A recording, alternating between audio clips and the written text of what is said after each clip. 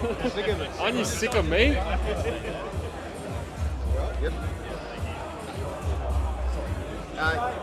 Timmy, you're putting it on the line again. You want to maintain the family winning streak against Mexican fighters. It's a lot of pressure on you. Do you thrive under that pressure? Man, this is what I do. This is what I do. And part of being up there at the very top is beating that Mexican heritage. So that's it. How's the weight going? Good. Good. And what does the next 48 hours look like for you? Do you have any kind of pre-fight routine or something?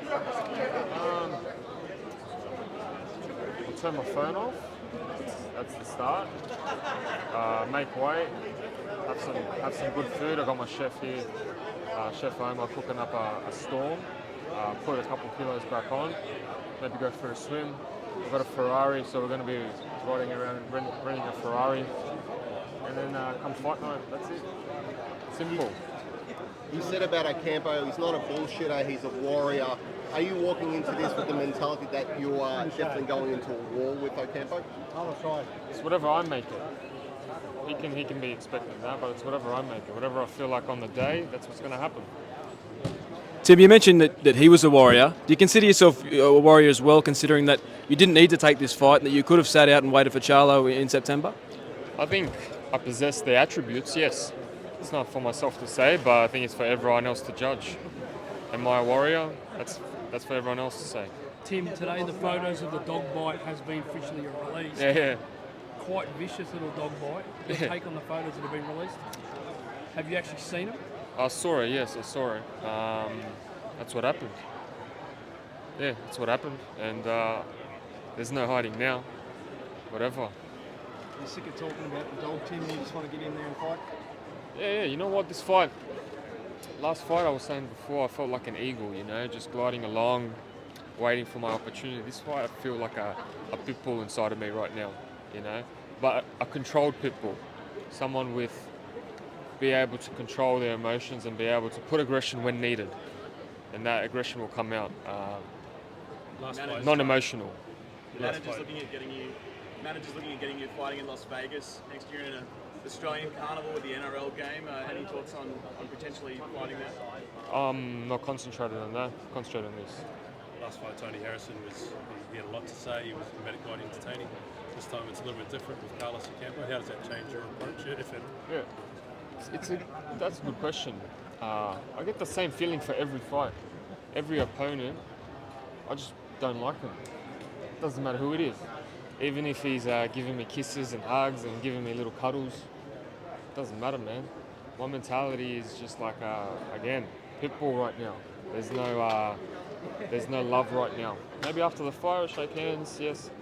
Respect's there. Respect's always been my main attribute. I always give respect to my opponents, but love and feeling, man, that guy's trying to take away everything that I'm trying to achieve. So, no mercy. Does that start sort of the day you sign the contract, or does it build up as the fight gets closer? You got to know when to switch it on. The closer it gets, them, the more you feel it. I think right now this is the switching point. As soon as I put on the suit this morning, I was like, "That's it, man. I feel like a pit bull today. Someone's getting bitten." What are you hoping to, learn in this fight? What can you take from this fight? I've already learned a lot about myself in this preparation. It's gonna be a good one. What was the question, bro? What do you think you'll learn in this fight? Learn? I've learned everything in my camp. In the fight is the easy part. The fight's the fun part. That's when all the cameras come out and we get to show off what we actually made of. Tim, you sent a big message to America when you dusted Tony Harrison pretty brutally in round 9. Yeah.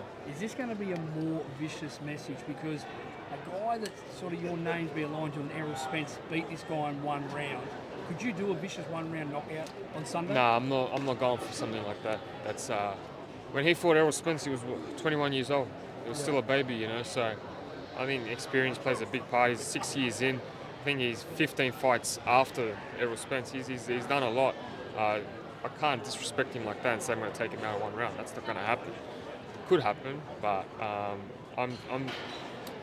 I know that he's going to be tough, and it could go the whole 12 rounds. The main thing is to put on a clinic, and as I mentioned before, it's all about 2 words that I've been repeating over and over in my head throughout the whole camp.